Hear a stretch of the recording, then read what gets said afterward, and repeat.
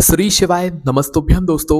आप सभी लोग जानते हैं कि पंडित जी की रतनगढ़ की जो कथा है वो समाप्त हो चुकी है, वो पूरी हो चुकी है। और इस रतनगढ़ की कथा में पंडित जी ने कई सारे उपाय बताए, क्योंकि दोस्तों ये रतनगढ़ की कथा बैसाख के महीने में चल रही थी। वैसे दोस्तों पंडित जी किसी भी कथा में इतने सारे उपाय नहीं बताते हैं जितने बैसाख के महीने में इस रतनगढ़ की कथा में यहाँ पर बताए हुए हैं। इसलिए हमने सोचा क्यों ना आप लोगों को रतनगढ़ की इस कथा के जितने भी उपाय पंडित जी ने बताए हुए हैं वो सारी इस एक वीडियो में हम आपको बता दें। अगर आप लोग भी रतनगढ़ के सारे उपाय जानना चाहते हैं कि पंडित जी ने कौन कौन से उपाय रतनगढ़ की पूरे 7 दिनों की कथा में बताए हुए हैं, तो इस वीडियो को आप लोग पूरा जरूर देख लीजिएगा। कोई ना कोई उपाय आपके काम का जरूर आ जाएगा और आप उसका इस्तेमाल करके अपना जो भी काम है उसको भगवान शिव जी से यहाँ पर पूरा करवा सकते हैं। ठीक है, तो पंडित जी ने बहुत सारे उपाय बताए हैं, वो भी सिर्फ और सिर्फ रतनगढ़ की 7 दिनों की कथा के अंदर ही ये वाले उपाय बताए हुए हैं ना। इस वीडियो में हम आपको सिर्फ रतनगढ़ के 7 दिनों की कथा के अंदर जो उपाय बताए गए हैं वही हम आप लोगों को यहाँ पर बता रहे हैं, है ना। तो देखो, सबसे पहली चीज, ये वैशाख का महीना चल रहा है और वैशाख के महीने का जो फल होता है वो बहुत ही ज्यादा बड़ा होता है और इस महीने में जो उपाय किए जाते हैं उसका फल भी बहुत ही बड़ा होता है।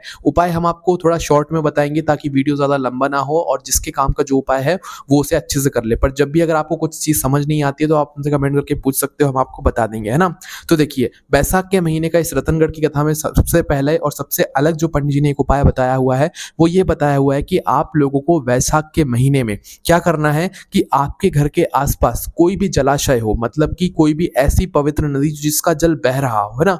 तो भाई सबसे पहला उपाय यहीं पर है कि आप लोगों के घर के आसपास कोई पवित्र नदी है, कोई जलाशय है जहां पर शुद्ध और ताजा जल मतलब भरा हुआ रहता है, या कोई पवित्र नदी है जिसका जल बहता रहता है, तो भाई आपको वहां पर जाना है और वहां से 1 लोटा जल भरकर लाना है और उस 1 लोटे जल को भरकर बैसाख के महीने में किसी भी दिन आपको शिव जी पर जरूर चढ़ा कर आना है, वो भी अपनी मनोकामना को करते हुए। जो भी व्यक्ति इस मतलब वैशाख के महीने में अपने घर के आसपास जो भी जलाशय या पवित्र नदी हो उधर का जल भरकर शिव जी पर चढ़ाता है, भगवान उसकी सारी मनोकामनाएं यहाँ पर पूरी करते हैं। ठीक है, इसके बाद में दोस्तों रतनगढ़ की कथा में जो अगला उपाय बताया है वो ये बताया है कर्जे के लिए। अगर आपके ऊपर बहुत सारा कर्जा है, आप कर्जे से परेशान हैं, तो उसके लिए आपके घर के आसपास अगर कोई बड़ का पेड़ है तो भाई बड़ के पेड़ के नीचे अगर वहां पर शिवलिंग रखा हुआ है तो ठीक है, और अगर नहीं रखा हुआ है तो आपको क्या करना है कि कर्जे के लिए आपको बटकेश्वर महादेव का नाम लेकर अपने घर से 1 लोटा जल भरकर बड़ के पेड़ के नीचे जाकर, अगर बड़ के पेड़ के नीचे शिवलिंग रखा है तो उस शिवलिंग पर 1 लोटा जल आपको यहाँ पर चढ़ाना है इस वैशाख के महीने में।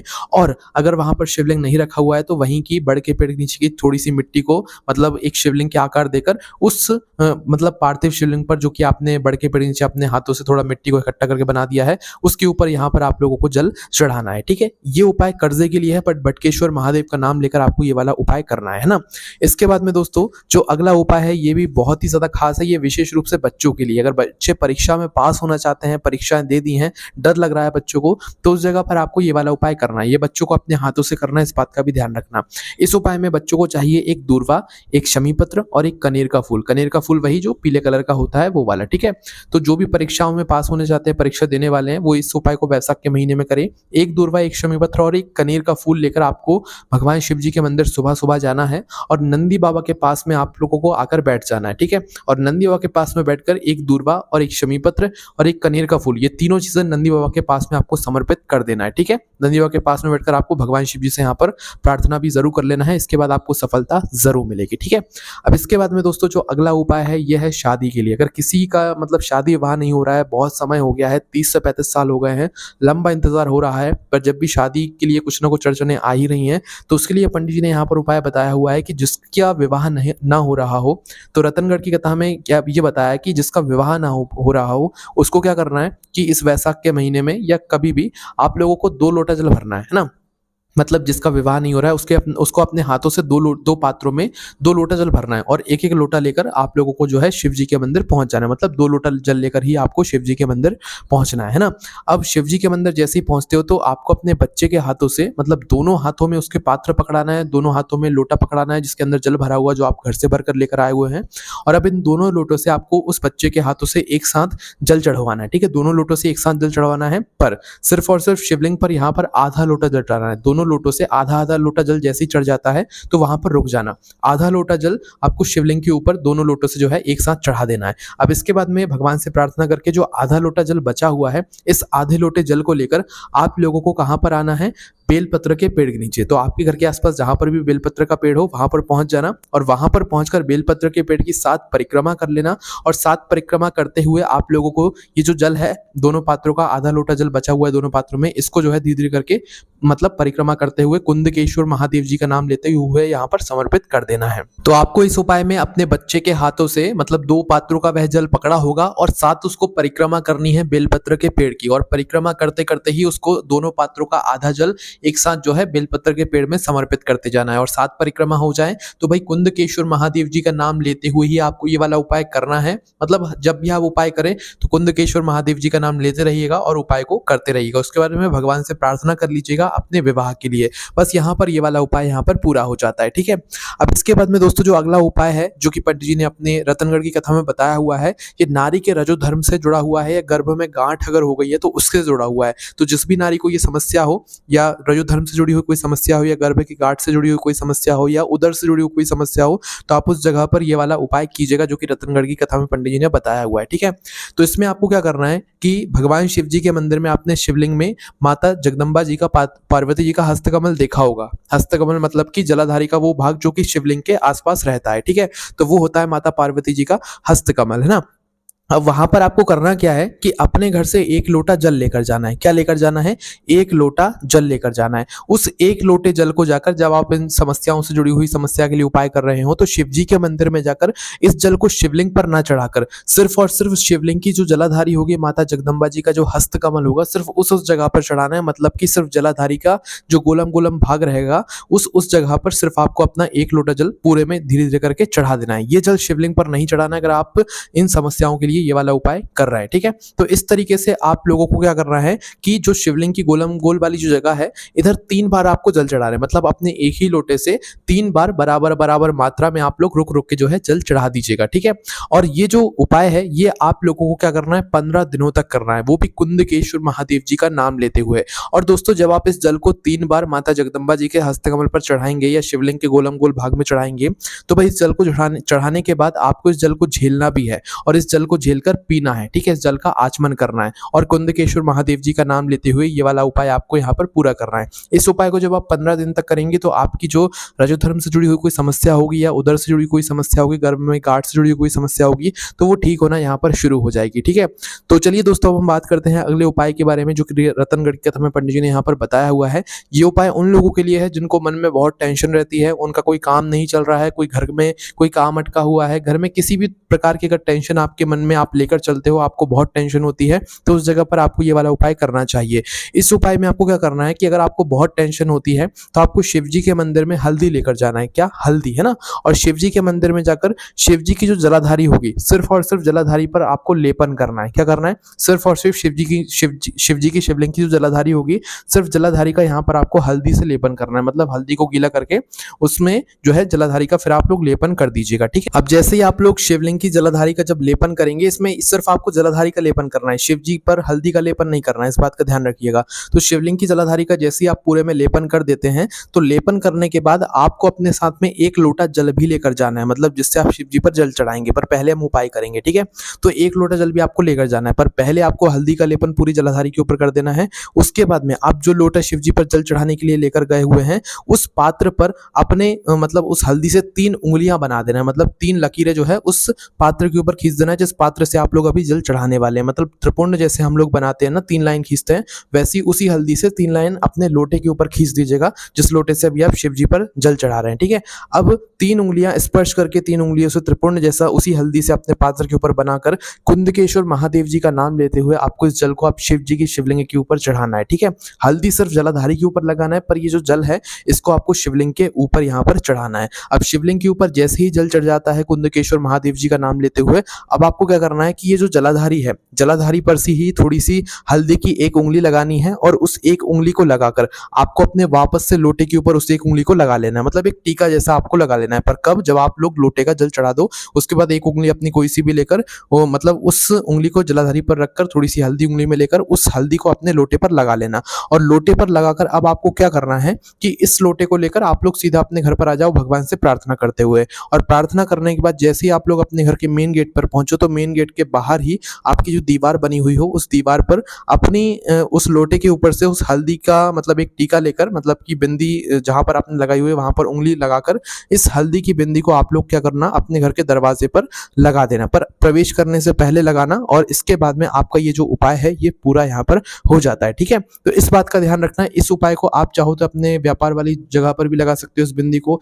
चाहो तो दुकान में भी लगा सकते हो। ठीक है, पर जैसे ही उपाय करके आओ वैसे ही आपको लगाना पड़ेगी। ऐसा नहीं कि पहले घर के अंदर प्रवेश कर गए फिर जाकर लगाओ, नहीं, मंदिर से उपाय करके आओ वैसे ही आपको सीधा ये जो बिंदी है ये आपको अपने घर के मेन गेट पर या दुकान पर या आपके व्यापार में बाहर की जो दीवार है वहां पर लगा देनी है। ठीक है, अब इसके बाद में दोस्तों जो रतनगढ़ की कथा है इसमें जो अगला उपाय पंडित जी ने बताया हुआ है वो बताया हुआ है वैशाख के महीने में 3 जगह स्पर्श करने वाला उपाय।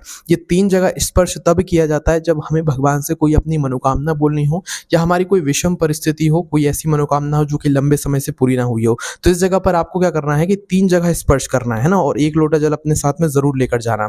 तो 3 जगह कौन से स्पर्श करना है? सबसे पहला स्थान है जहां से शिवलिंग पर जब हम जल चढ़ाते हैं तो जल जो नीचे गिरता है, मतलब जल का जो आखिरी भाग जलाधारी का जहां से जल नीचे गिरता है उस जगह को आपको अपनी हथेली से स्पर्श करना है। ठीक है, पहली जगह ये होगा स्पर्श करने की। उसके बाद में जो दूसरी जगह है वो शिवलिंग का गोलम गोल जो भाग है कहीं पर भी, वो दूसरी जगह हो गई, मतलब कि माता जगदम्बा जी का हस्तकमल जलाधारी के ऊपर जो शिवलिंग का गोल भाग होता है ना, तो कहीं पर भी आप लोग दूसरी जगह पर वहां पर स्पर्श कीजिएगा। और तीसरा जो स्थान है वो है दोस्तों शिवलिंग के ऊपर अपनी हथेली को स्पर्श कीजिएगा। इन 3 जगहों पर स्पर्श करके आप लोग भगवान से अपनी जो भी मनोकामना है वो बोल सकते हैं। पर जब आप लोग इन 3 जगहों पर स्पर्श करें तो तीनों देव का स्मरण कीजिएगा, ब्रह्मा विष्णु और महेश, है ना। और ब्रह्मा विष्णु और महेश का स्मरण करते हुए आप लोग अपना 1 लोटा जल अपनी दोनों हथेलियों की अंजनियों में पकड़कर फिर आप लोग इस जल को शिव जी पर चढ़ा दीजिएगा। ठीक है, और अपनी मनोकामना वापस से एक बार भगवान शिव जी से बोल दीजिएगा। यहाँ पर ये वाला उपाय भी पूरा हो जाता है। ठीक है, अब इसके बाद में दोस्तों जिन लोगों को भी चमड़ी का रोग है या शरीर पर कोई खुजली वगैरह होती रहती है तो उन लोगों के लिए भी पंडित जी ने रतनगढ़ की कथा में एक उपाय बताया हुआ है। इस उपाय में आप लोगों को क्या करना है, इसके लिए आपको वैशाख के महीने के किसी भी सोमवार के दिन क्या करना है, एक कनेर का फूल लेना है जो पीले कलर का होता है और 1 लोटा जल लेना है ना। जिसको चमड़ी का रोग हो, जिसको शरीर पर खुजली वगैरह होती है, शरीर पर स्किन पर कोई भी मतलब समस्या हो, तो उसके लिए ये वाला उपाय है वो कर सकता है ना। तो उसको क्या करना है, एक कनेर का फूल और 1 लोटा जल लेकर शिव जी के मंदिर पहुंचना है। शिव जी के मंदिर पहुंचकर सबसे पहले शिव जी की शिवलिंग के ऊपर एक कनेर का फूल चढ़ाना है। उसके बाद में 1 लोटा जल शिवलिंग पर आपको फिर चढ़ाना है। एक पहले कनेर का फूल चढ़ाओगे, कौन से महादेव का नाम लेकर, सोमेश्वर महादेव का नाम लेकर, है ना, सोमेश्वर महादेव का नाम लेकर एक कनेर का फूल चढ़ाओगे। फिर 1 लोटा जल उसी कनेर के ऊपर शिवलिंग के ऊपर आप लोगों को सोमेश्वर महादेव जी का नाम लेते हुए चढ़ा देना है ना। और चढ़ाने के बाद वही जल को जलाधारी से आपको झेलना है और झेलकर इस जल को आपको अपने शरीर पर उस स्थान पर लगा लेना है जहां जहां पर आपको शरीर में स्किन पर दिक्कत समस्या हो रही, खुजली हो रही है, चमड़ी यहाँ पर खराब हो रही है। ठीक है, उस जगह पर आप लोग लगा सकते हैं, घर आकर भी लगा सकते हैं, इसमें कोई दिक्कत परेशानी नहीं है। ठीक है, इसके बाद में दोस्तों पंडित जी ने रतनगढ़ की कथा में अगला जो उपाय बताया है वो बताया है कि वैशाख महीने की जब भी शिवरात्रि पड़े या जब भी प्रदोष व्रत पड़े तो उस दिन आपको क्या करना है कि आपको उस दिन भगवान शिव जी की शिवलिंग के ऊपर एक बेलपत्र जरूर चढ़ाना है। चाहे तो मनोकामना करके चढ़ाओ, चाहे बिना मनोकामना करके चढ़ाओ, भगवान आपसे प्रसन्न होंगे। ठीक है, अगर आपको वैशाख महीने की शिवरात्रि या प्रदोष व्रत के दिन एक बेलपत्र ना मिले तो एक दूर्वा आप लोग चढ़ाना।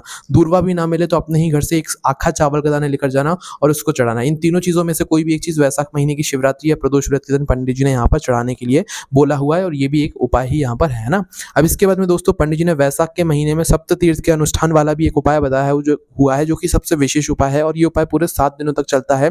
इसमें जो विराम दिवस होता है, मतलब 7वां दिन होता है इस उपाय का, वो होता है प्रदोष व्रत का दिन। ठीक है, और इसमें आपको क्या करना रहता है कि इसमें आपको एक मिट्टी के पात्र में प्रतिदिन जो है रात्रि में जल भरकर रखना होता है ना। पर ध्यान रखना इस उपाय को आपको जब शुरू करना है जब 7वां दिन जो है प्रदोष व्रत के दिन लगे वैशाख के महीने में, और ये उपाय सिर्फ और सिर्फ वैशाख के महीने का यहाँ पर है ना।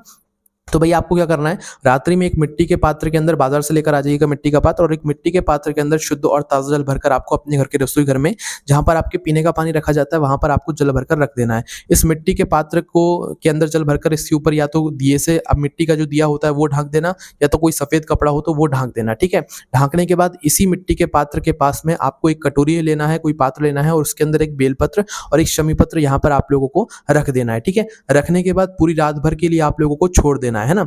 पूरी रात भर छोड़ने के बाद आपको क्या करना है, सुबह-सुबह उठकर आप लोग जिस लोटे से शिव जी पर जल चढ़ाते हैं, वो लोटा लीजिएगा और उस लोटे के अंदर अपना वो जल भरिएगा जो कि आपने अभी रात्रि के समय मिट्टी के पात्र के अंदर या मिट्टी के मटके के अंदर भरा हुआ था, ठीक है? और मिट्टी के पात्र से जल निकालकर अपने लोटे के अंदर डालकर वह एक शमी पत्र और एक बेल पत्र को अपने साथ रखकर सीधा शिव जी के मंदिर आप लोग पहुँच जाइएगा, ठीक है? शिव जी के मंदिर पहुँचने के बाद आपको क्या करना है, सीधा जल नहीं चढ़ाना है, पहले जाकर थोड़ा-सा उपाय करना है, ठीक है? क्या करोगे सबसे पहले? तो सबसे पहले आप लोगों को क्या करना है कि अपनी जो बेलपत्र है और जो शमी पत्र है उसको निकाल लेना है। तो पहले दिन सबसे पहले आप लोगों को जो अपनी शमी पत्र है उसको आप लोगों को माता अशोक सुंदरी जी वाले स्थान पर चढ़ाना है, ठीक है? शिवलिंग में ही जो जलाधारी के बीचों बीच में जो स्थान होता है वहां पर आपको सबसे पहले शमी पत्र चढ़ाना है। उसके बाद बेलपत्र को शिवलिंग के ऊपर चढ़ाना है। बेलपत्र की डंडी का मुख आपकी तरफ हो, जिस तरफ से आप उस वक्त बेलपत्र चढ़ा रहे हो तो डंडी का मुख अपनी तरफ करके शिवलिंग पर बेलपत्र चढ़ा दीजिएगा। इसके बाद में अब आपको जो जल आप लोग अपने घर से लेकर आए हुए हैं, जो आपने रात्रि में भरकर रखा हुआ था मिट्टी के पात्र के अंदर, उस जल को अब आपको शिव जी की शिवलिंग के ऊपर यहाँ पर चढ़ाना है। इस जल को चढ़ाने के बाद आपको क्या करना है कि अगर आप इस उपाय को संतान प्राप्ति के लिए कर रहे हैं तो इस जल को जलाधारी से आपको झील लेना है और आधा जल आपको नंदीबा के पास में बैठकर पी लेना है पत्नी को, और पति देव को आपको आधा जल यहाँ पर पिला देना है। और यही उपाय अगर आप लोग रोगों के लिए कर रहे हैं तो उस जगह पर आप लोगों को क्या करना है कि मंदिर से जल को झील कर लाना है और अपने घर के मेन गेट पर जैसे ही पहुंचो तो घर के अंदर प्रवेश करने से पहले दहलीज के अंदर आने से पहले आप लोग अपने मतलब ये जो जल झील कर लाए हुए हैं इसको पी लेना। सिर्फ इन 2 जगहों पर अगर आप लोग ये संतान प्राप्ति के लिए, रोग मुक्ति के लिए कर रहे हैं तो इस जल का आपको इस तरीके से यहाँ पर प्रयोग करना है। और अगर और किसी चीज के लिए कर रहे हैं तो फिर आपको जल लाने की जरूरत नहीं है, आप अपनी कामना के लिए मतलब अपने हिसाब से जो है जल लेकर आ सकते हैं, ठीक है? अब आपको क्या करना है कि यही जो काम है ये आपको हर दिन करना है, पूरे 7 दिनों तक। बस ध्यान रखना इस उपाय में जो 7वां दिन पड़े वो प्रदोष व्रत का होना चाहिए, ठीक है? तो हर दिन आपको यही एक काम करना है जैसा कि अभी हमने आपको पहले दिन करने के लिए बताया हुआ है। और ध्यान रखना हर दिन आपको अलग-अलग शिव मंदिर में जाना है। अगर अलग-अलग शिव मंदिर में ना जा सको तो भाई आपको पार्थिव शिवलिंग बनाकर इस उपाय को करना है। पर एक मंदिर में जिस दिन पहले दिन चले गए हो, दूसरे दिन आपको दूसरे मंदिर में जाना है, उस सेम मंदिर में नहीं जाना है, ठीक है?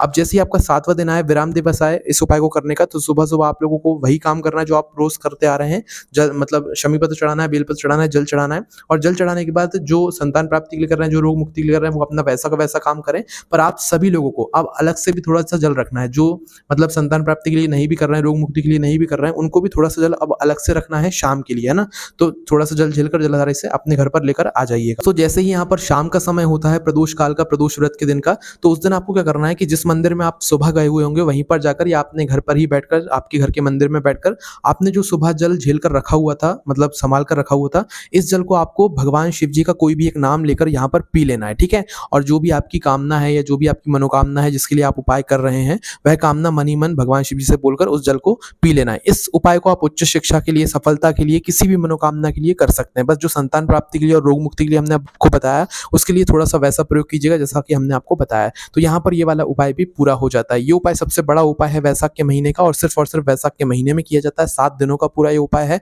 हर दिन अलग अलग मंदिर में जाकर करना पड़ता है और 7वां दिन इस उपाय में प्रदोष व्रत का ही होना चाहिए। तो इस तरीके से दोस्तों रतनगढ़ की कथा में पंडित जी ने ये इतने सारे उपाय बताए हुए हैं। कुछ वैशाख के महीने के हैं तो कुछ वैशाख के महीने के अलावा भी आप लोग यहाँ पर कर सकते हो। हमने आपको सारी जानकारी दे दी है। इन उपायों में से अगर आपको कोई उपाय समझ ना आया और उसे आप करने वाले हैं तो उसे हमसे कमेंट करके पूछ सकते हैं। अगर आप लोग बोलेंगे तो ये सारे उपाय हम आपको हमारी वेबसाइट पर भी लिख कर दे देंगे। आप कमेंट में जरूर बता सकते हैं और हमारी वेबसाइट भी चेक कर सकते हैं भोलेनाथभक्ति.com पर जाकर सारी जानकारी को पढ़ सकते हैं। कोई भी समस्या है कमेंट करके पूछ सकते हैं। ओम नमः शिवाय, जय भोले बाबा, श्री शिवाय, नमस्तुभ्यम।